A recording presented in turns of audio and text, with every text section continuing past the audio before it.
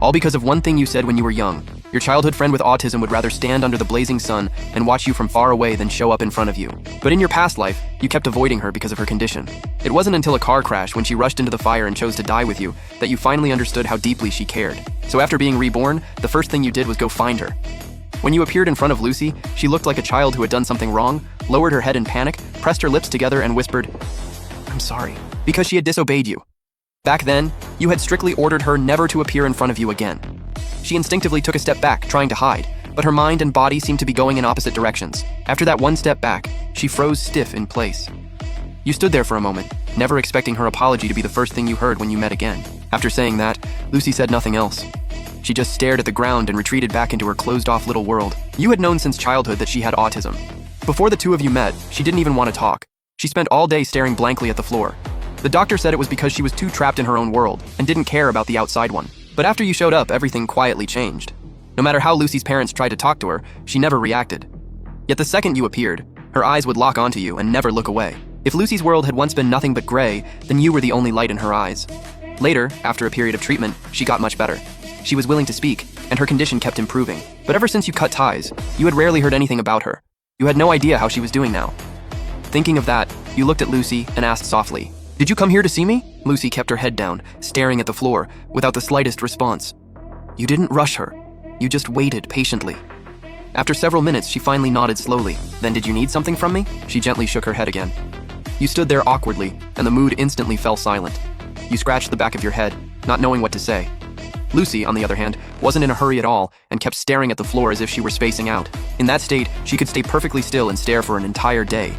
But the driver by the car was the one getting anxious. Watching this scene, he stomped his feet in frustration and muttered to himself, "Miss Lucy, you come to Mr. Jack's school gate every week to wait for him. Now that you finally saw him, why aren't you saying anything? Even just saying, 'I missed you,' would be enough." Thinking about it, the driver sighed like he was disappointed she wasn't trying harder. A loud growl from someone's stomach broke the awkward silence between them. You blinked, confirmed the sound had come from Lucy's stomach, and asked, "Are you hungry? You haven't had lunch yet?" Lucy's lashes trembled. At last, she raised her head and looked at you in confusion. "Hungry? You told her that when your stomach growls, it means you're hungry." Lucy gave a small "oh," then lowered her head and started staring at the floor again. You helplessly patted your forehead, remembering that Lucy's mind had never worked like everyone else's.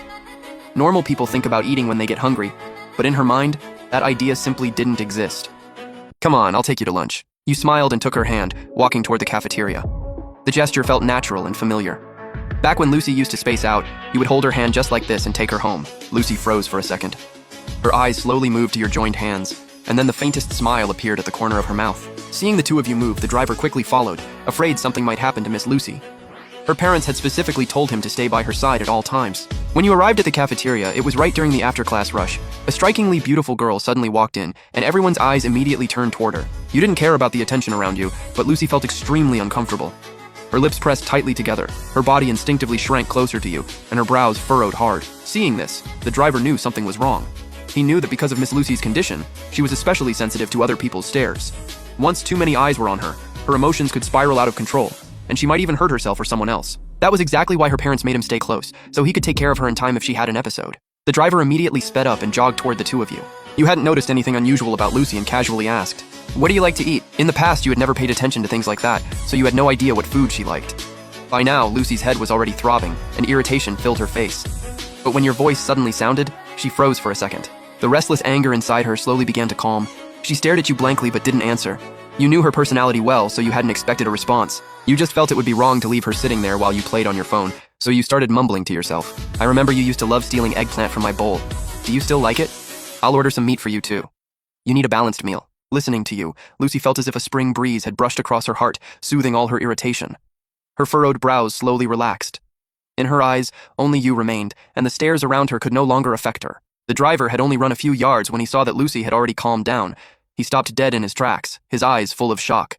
In the past, whenever Miss Lucy had an episode, she would either hurt herself or hurt the people around her. Every time it took more than half an hour and a ton of effort to calm her down, but this time, after less than 2 minutes by your side, she had settled down.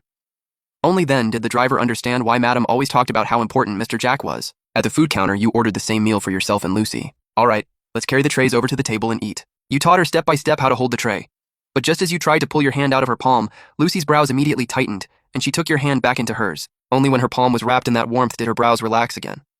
You pulled your hand back once more and reminded her. You need to carry the tray now. We can't hold hands. But Lucy held your hand again. You pulled away, and she grabbed it again. After several rounds, she still refused to let go. You couldn't help frowning. This stubborn, hard-to-communicate side of her had once been one of the reasons you disliked her. If this were your previous life, you would have already lost your temper.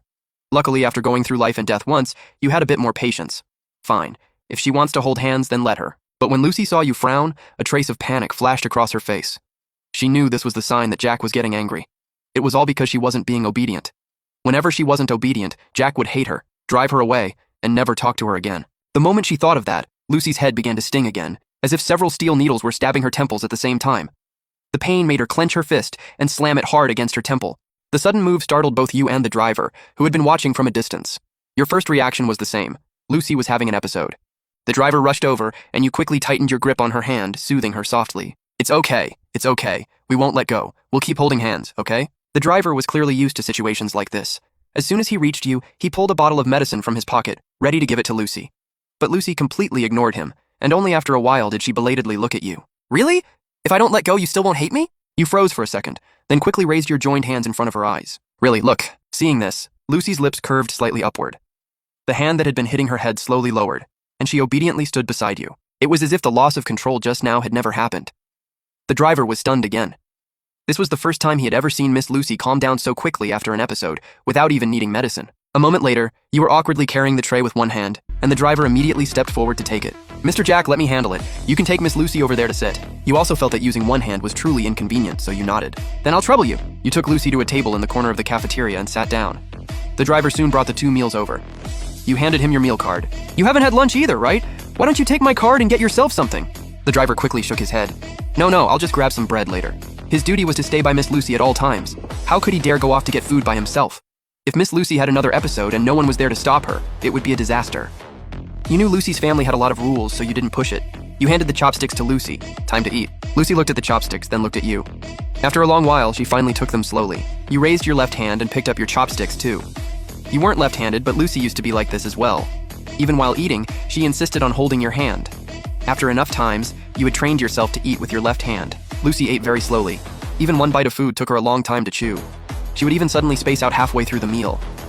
You turned to look at her. Seeing her holding a piece of meat with her chopsticks while staring blankly, you knew she had drifted off again, so you gently reminded Lucy to eat first. Hearing your voice, Lucy's lashes trembled and she slowly put the meat into her mouth. Everything the driver had seen today had gone far beyond shock. Who would dare wake Miss Lucy when she was spacing out? In the past, anyone who disturbed her would see her flip the table in rage the very next second. Only Mr. Jack had that kind of power. While you were quietly eating, a pair of chopsticks suddenly reached into your plate and took a piece of eggplant. You looked at Lucy. Don't you still have eggplant on your own plate? Lucy said nothing and took another slice of potato from your dish.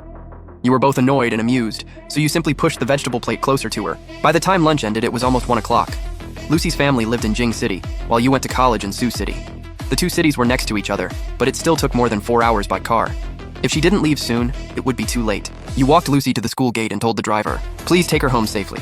The driver answered respectfully, "That's what I should do. Mr. Jack, you're too kind."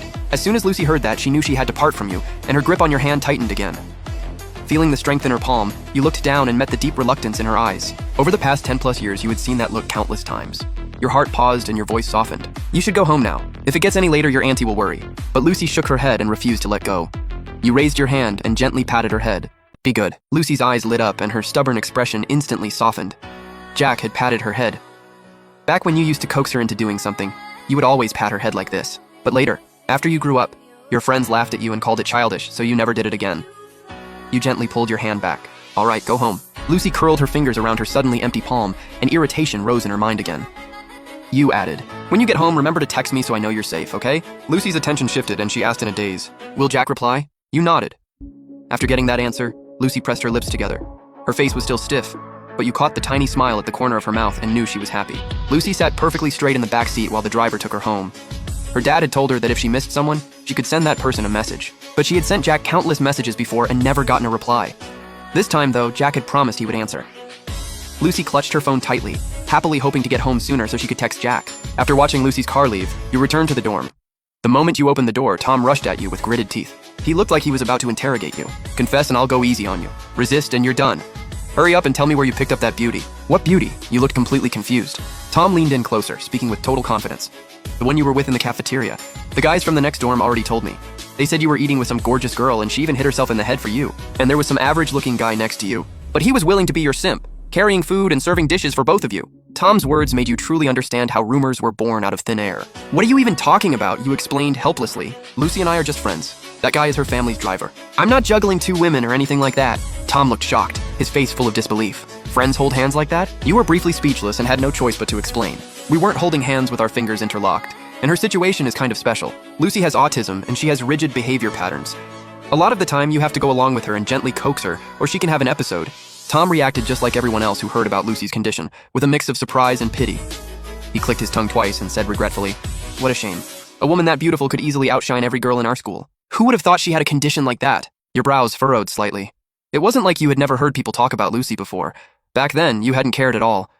But hearing those words today made a strange discomfort rise in your chest. At 5 in the evening, Lucy finally returned home. Anna had been waiting by the front door ever since she got the driver's call saying Lucy was safe. She was eagerly waiting for her daughter to come back. 5 minutes later, a black sedan slowly drove into Lucy's family estate. When Anna saw the familiar license plate, she immediately hurried over. Her daughter was sitting there with her head down, staring at her phone, lost in thought. Anna had long been used to this. Whenever her daughter spaced out, she never paid attention to anyone. Still, Anna leaned close to her daughter's ear out of habit and spoke gently. "Lucy, did you have fun going out today? Are you hungry? Mommy will make dinner right now. How about your favorite eggplant? Lucy, let's get out of the car first. Whatever it is, we can think about it slowly once we're home, okay?" Lucy's eyes moved slightly and she finally snapped out of her thoughts. Anna's heart filled with joy. She thought her daughter was finally going to answer her, but Lucy pushed the car door open without a word and quickly walked toward the house. Anna was confused, but she quickly followed. Lucy stood still in the entryway and didn't take another step inside. She tapped her thumb on the phone screen a few times, then soon started staring at the screen again. The action looked strange, but Anna still keenly noticed that the corners of her daughter's mouth were slightly raised. Clearly, she was in a very good mood. When her daughter was happy, Anna was naturally happy too. She smiled and leaned closer, her eyes falling on the phone screen. "Lucy, what are you looking at?" But the moment Anna's eyes swept over the screen, the smile on her face froze. Then it slowly faded away. On the screen was her daughter's chat with Jack. The latest message was the one Lucy had just sent. "I'm home." Scrolling up, the chat was packed with messages from Lucy. Today, light rain. Today, heavy rain. Today, sunny. These messages all had one thing in common. Each one had a glaring red exclamation mark in front of it. Jack had already deleted her contact information. Anna's heart ached, but Lucy didn't understand what that exclamation mark meant, so she still sent Jack messages from time to time. If it were anyone else, how could they not understand what it meant? But Lucy wasn't like anyone else. Anna's eyes turned red. She covered her mouth and couldn't help quietly sobbing as she coaxed her in a choked voice. "Lucy, let's go eat first, okay? Maybe after dinner, Jack will reply to you." But the moment her hand touched Lucy's arm, Lucy immediately dodged to the side and frowned tightly. Jack said he would reply. "I have to wait. If Jack knows I didn't wait, if he knows I wasn't being good, he won't talk to me anymore. Just like last time. I didn't listen like a good girl, and then I couldn't see Jack anymore." Seeing her daughter's emotions growing more anxious, Anna quickly gave in. Okay,